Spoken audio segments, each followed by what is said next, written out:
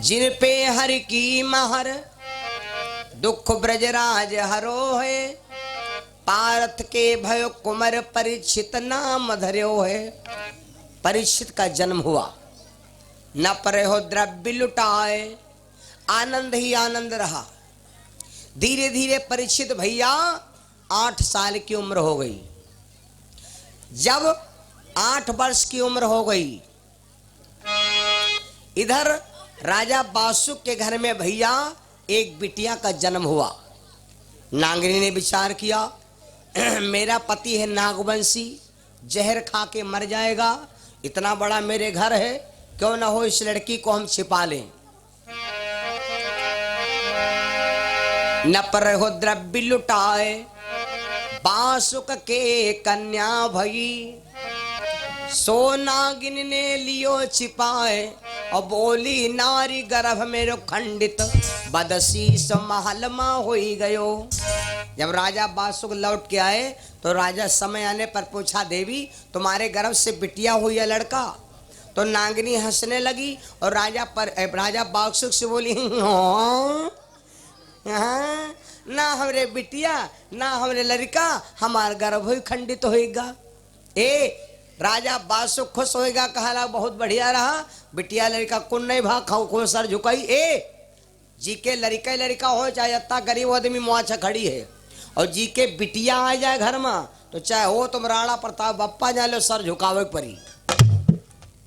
राजा बासुक पता लगाया, विचार किया कि देखी भला राजा अर्जुन के रे बिटिया भगे लड़का, बिटिया भयो तो छुआड़ा बनाई, लड़का भयो तो बुआला बनाई। तो राजा बासुक चल पड़ा नांगलो, कहाँ? अमेरिका से आ रहा है दिल्ली को आ रहा है। जैसे गांव के भैया जैसे करौंदम कथा हो रही, तो जो कोई महाकथा के विरोधी होए, मतलब गांव न वो चंदा देते होए, न चंदा से मतलब होए, ना वो काने में ढट्ठी खोसे होए, लेकिन गांव बाहर अगर मिल जाएगी तो का हाहुर तो सुनाबे करी। कोई पूछ बैठ भैया ये गाँव का हो दे, अरे नौटंकी यहाँ बनाए हैं, 1.5 फुट का बाबा आवा है वहाँ से लगुहार के है, लेकिन कुछ तो का कहे परी, कुछ तो कहे परी।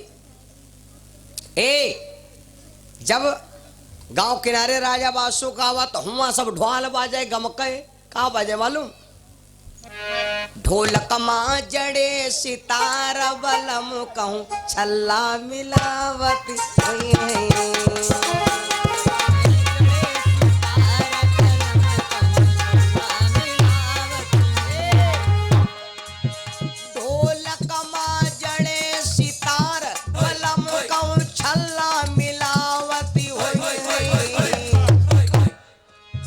नागिनिया से कई कई प्यार बलम मुआर दिया राजा रावती हुई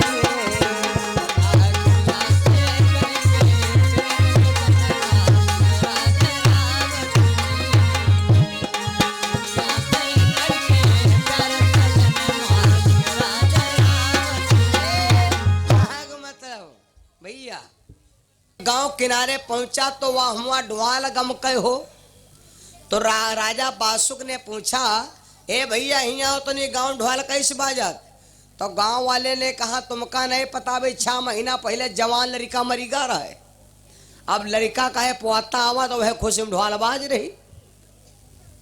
और लड़का प्यार पुआता होते है, माताओं बहनों चाहे कह लो, लड़का से प्यार का होते है पुआता, मूर से ज्यादा प्यार का होते है ब्याज।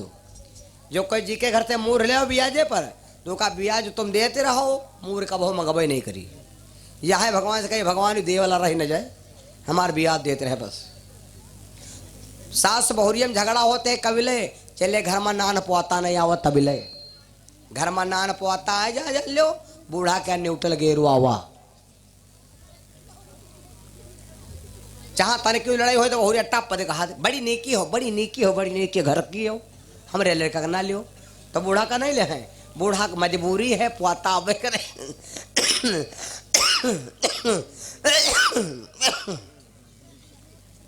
बूढ़ा तुरंत ही उठाइन कनिया में यहाँ अब भागी भाई दुआरे, हाँ तुम्हारे तो आबे करे, तुमने तो आबे करे, हमार कहा ही आ नहीं कहा। चाहे जत्ता खरखरा है बूढ़ा, लेकिन पुआतक नहीं चढ़े। राजा बासुक से नौकर ने बताया कि अर्जुन के यहाँ पर नवा पुआता भा है। तो राजा बासुक कहला जब पुआता भाव तो हम कहाँ करे जाए, बिटिया भाव तो यही थी, तो भवा है लड़का तो हम कहाँ करे जाए। तो राजा बासुक ने चिट्ठी लिखा, चिट्ठी आई है चिट्ठी आई है। चिट्ठी लिखा, उसमें लिखा क्या, उसमें राजा बासुक ने लिखा कि राजा बासुक नांग लोक का रहने वाला, ना मेरे बिटिया ना मेरे लड़का, मेरी बीवी का गर्भ खंडित हो गया। हम नई नई चिट्ठी चालू हुई है, वह देखो दिसंबर गया जनवरी आई, ग्रेटिंग लेने वाले को बहुत बहुत बधाई। आग पर रखा तो उबाल आ गई, आग पर रखा का, आग पर रखा दूध तो उबाल आ गया, और पीछे घूम के देखें तो नया साल आ गया। और नई नए वह शायरें लिख लिख भेजी जाए लगे हैं, वायरल हो लगे हैं व्हाट्सएप पर, ग्रीटिंगें भेजे जाए हैं। या शायर हो पढ़े न हम उके मिली सिरौली बेहमक बीचम, तो वह जब शायर पढ़े तो हमारे करे जो उलर रहा है धुक धुक। इतनी विचित्र शायर है। कौन शायर रहा है बताइए, आधी हम कही आधी तुम कहो, कौन शायर रहा है मालूम। और मैं रोए धोए के लिखा, रोए धोए के लिखा। कैसे लिखा रहा है चिट्ठी में, यहाँ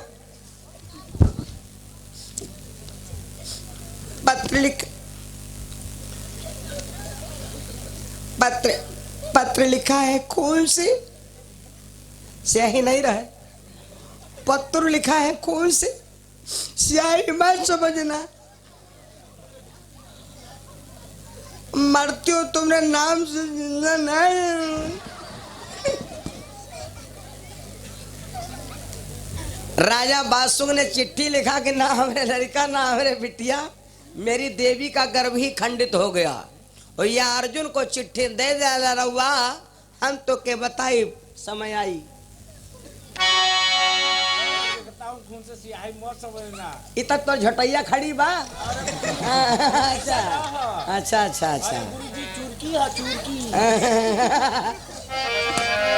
प्रेम से लो रैया भगवान की।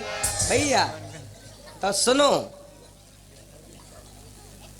जाकर के नौकर ने चिट्ठी दे दिया राजा बासुक को महाराज।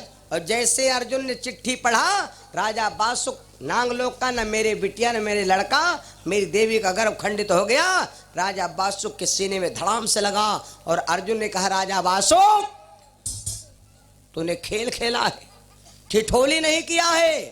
अगर सच्चाई है तो सच्चाई को तो रोक नहीं सकता, सच्चाई छुप नहीं सकती कभी झूठे असूलों से, खुशबू आ नहीं सकती कभी कागज के फूलों से। सच्चाई छुप सकती है झूठे असूलों से, खुशबू आ सकती है कागज के फूलों से। सच्चाई छुपेगी कब, जब आपस में यहाँ होए मेल, और कागज से ने खुशबू वही जब लाग होए महकुआ तेल। सुनकर बचन खुशी भा बासुक, लेकिन भैया अरे पहुंची खबरी ले वो पारत पे।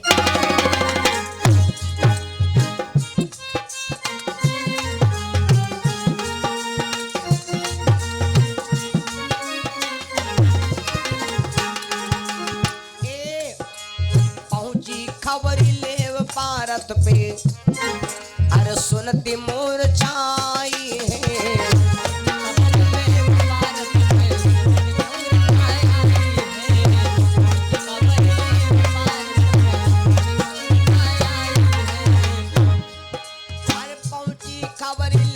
भारत पे अरे सुनती मोर छाई है। अरे गंगाधरी दुष्ट बासुक ने, बासुक अरे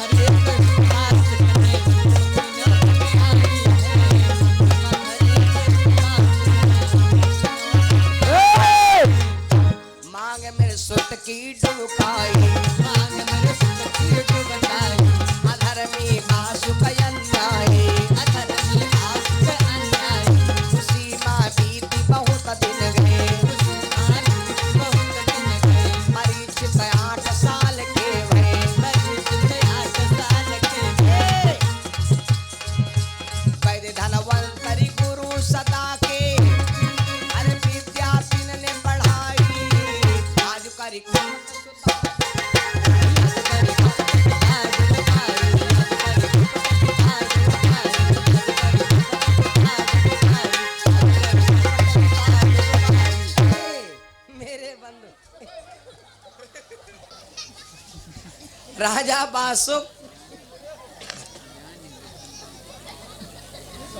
बासुक ने क्या किया,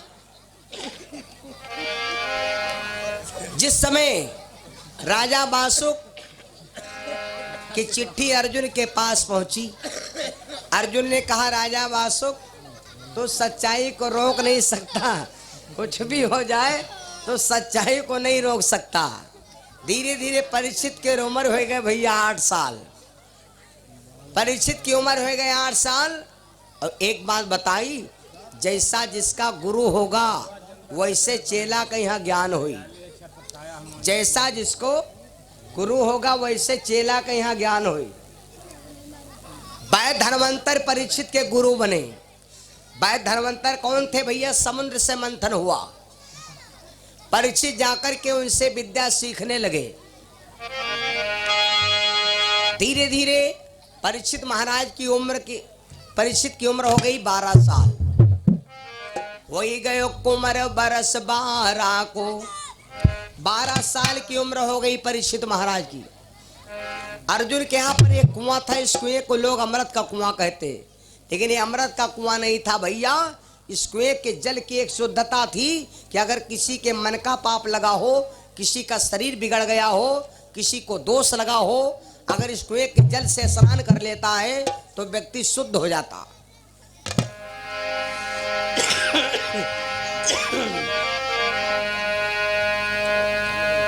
अर्जुन ने परीक्षित से कहा बेटा पढ़े गए हो? परीक्षित बोले बाबा ना पढ़े जा। तो अर्जुन ने कहा बेटा एक काम करो, फिर नौकर कुआं पर बेकार लगे हैं तुम पहरा दो। अर्जुन ने लिया परीक्षित को, पहरे पर पहुंच गए, नौकरों का हिसाब किताब कर दिया और पहरे पर से सबको हटा दिया, परीक्षित जी को पहरे पर कर दिया।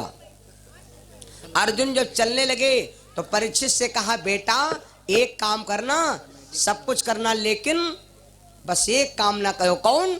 ब्याह ना करो, शादी ना कहो। परीक्षित बोले के बाबा अगर हम ब्याह ना करब तो कहाँ डलुआ पड़े रहा। अर्जुन ने कहा बेटा तुम शादी चक्कर में ना पड़ो, क्योंकि तुम्हारे हम शादी कर चुके हैं। जब शादी कर चुके हो तो परीक्षित बोले के बाबा तो जब तुम शादी कर चुके हो तो हम तलेवा नहीं खाए रहन। बोले हम कलेवा नहीं खाए रहन।